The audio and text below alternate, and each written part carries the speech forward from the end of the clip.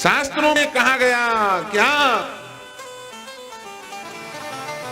अयम निजः परो वेति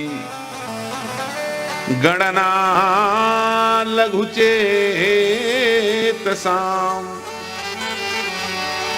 उदार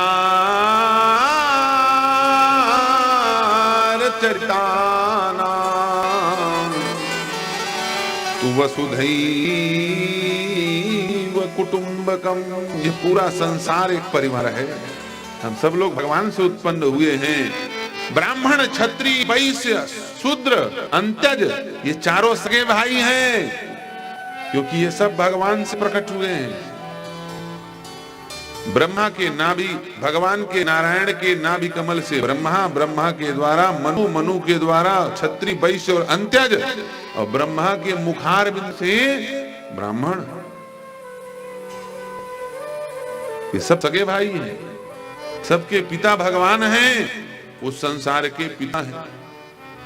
इसे हम एक दूसरे के रिश्तेदार हैं।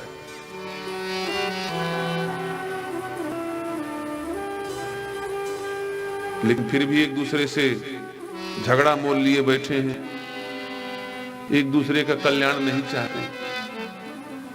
जो हर व्यक्ति का कल्याण चाहे वो स्वार्थी, जो एक एक संसार के प्राणी का कल्याण चाहे। सर्वे भवन्तु सुखिनः सर्वे सन्तु निरामया सर्वे भद्राणि पश्यन्ति।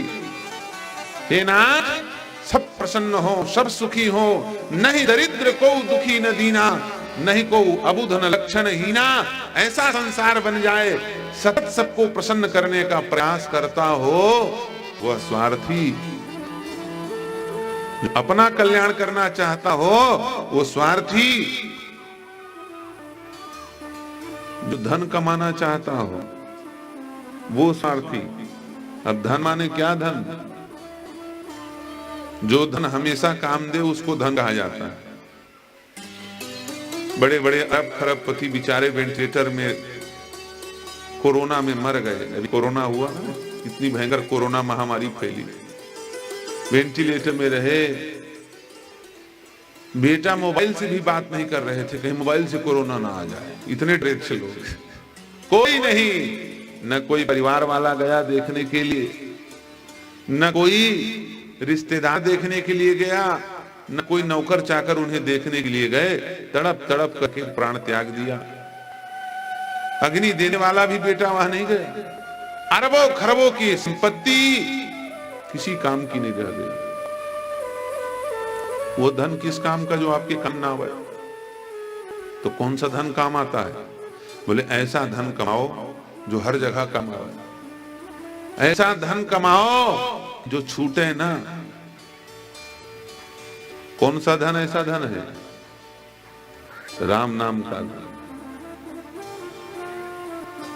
मीराबाई कहती हैं, खर्चे ना कोई चोर न ले, दिन दिन होत सवायो, पायो जी मैंने राम रतन धन पायो, पायो जी मैंने राम रतन धन पायो।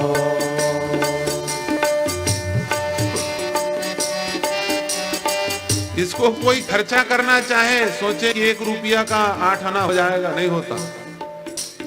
1 रुपया खर्चा करो तो 1.25 रुपया होके लौट आता है। इस संसार में केवल वास्तविक धन किसी को माना जाए तो भगवान नाम है, श्याम नाम, राम नाम।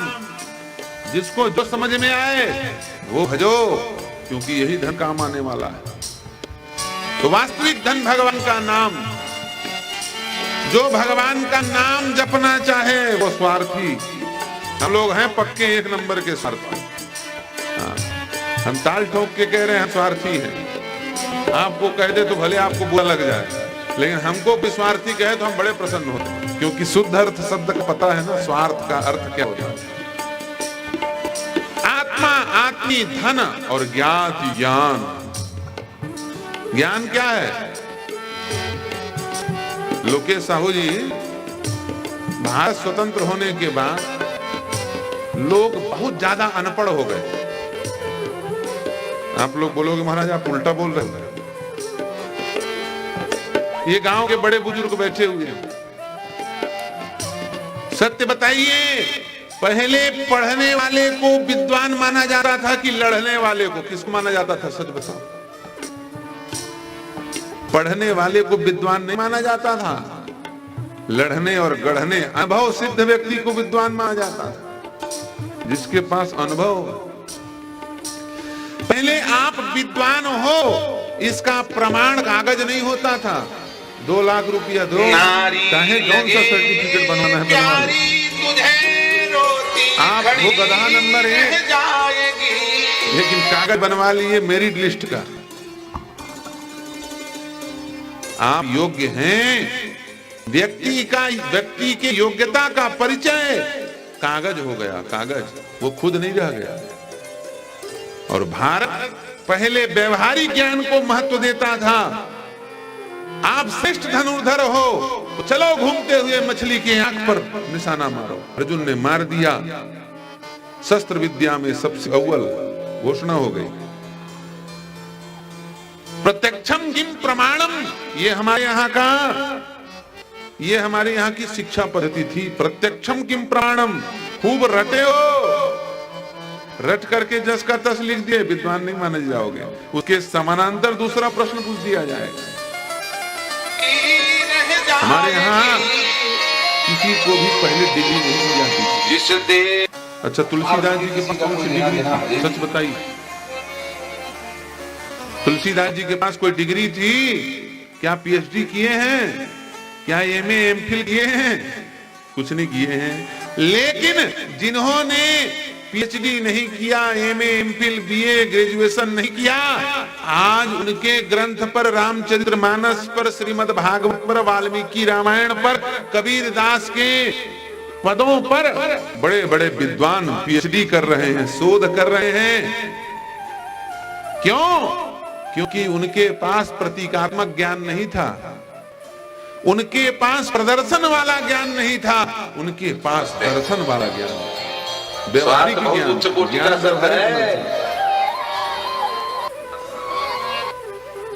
हमारे यहां ज्ञान प्रदर्शनात्मक नहीं है। तुलसीदास जी ने रामचरितमानस में लिखा है कि भैया कलयुग जब आएगा तो लोग अनपढ़ हो जाएंगे।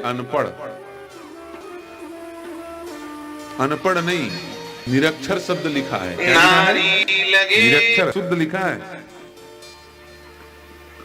विप्र निरक्षर लोलुप कामी, विप्र निरक्षर लोलुप कामी, निराचार सठ ब्रिसली स्वामी, निराचार सठ। ये अगरबत्ती बहुत दूर जलवाइएगा, यहाँ पास में न जले। निराचार सठ ब्रिसली स्वामी, निराचार सठ।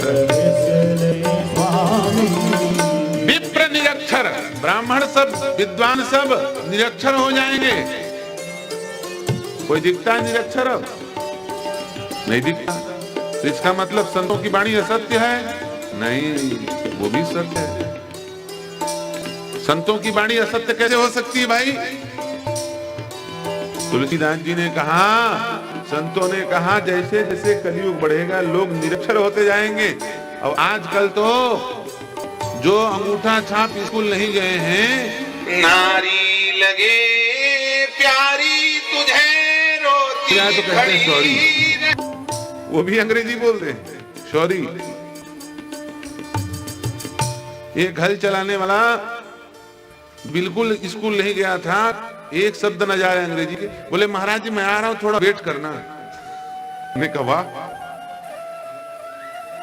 बिल्कुल अंगूठे छाप लोग हैं, वो लोग भी मोबाइल चला रहे हैं।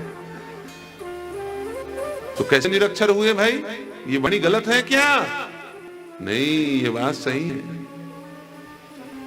अक्षर को जान लेना, शब्दों को जान लेने का मतलब साक्षर नहीं होता। भारत सरकार ने सर्व साक्षरता अभियान ही चला रखा है, लेकिन फिर भी लोग निरक्षर हो रहे हैं। कारण ये आ ई उ ए ये जान लेने से कोई साक्षर नहीं होता। इन अक्षरों को जानने वाले को साक्षर नहीं कहा जाता। हमारे यहां अक्षर का मतलब ये शब्द नहीं होते। हमारे यहां अक्षर का मतलब अक्षरम परम ब्रह्मेति, भगवान अक्षर है जिसका कभी क्षरण न होता हो, जो कभी नष्ट न होता हो, जिसका कभी विनाश न होता हो, उसे अक्षर कहा जाता है। जो उसे जाने उसे साक्षर कहा जाता है। ब्रह्मम जानाति ब्राह्मण, केवल चंदन लगा लेने वाले, जनेऊ धारण करने वाले को ब्राह्मण नहीं कहा जाता। जो उस अक्षर ब्रह्म को जाने उसे ब्राह्मण कहा जाता है, उसे साक्षर विद्वान कहा जाता है। इसलिए जो भगवान को जानना चाहे, जो भगवान का ज्ञान, ब्रह्म ज्ञान प्राप्त करना चाहे, तत्व ज्ञान प्राप्त करना चाहे, आत्म ज्ञान प्राप्त करना चाहे, उसे स्वार्थी कहा जाता है। इसलिए हम लोगों को स्वार्थी कहलाने में कोई दिक्कत नहीं।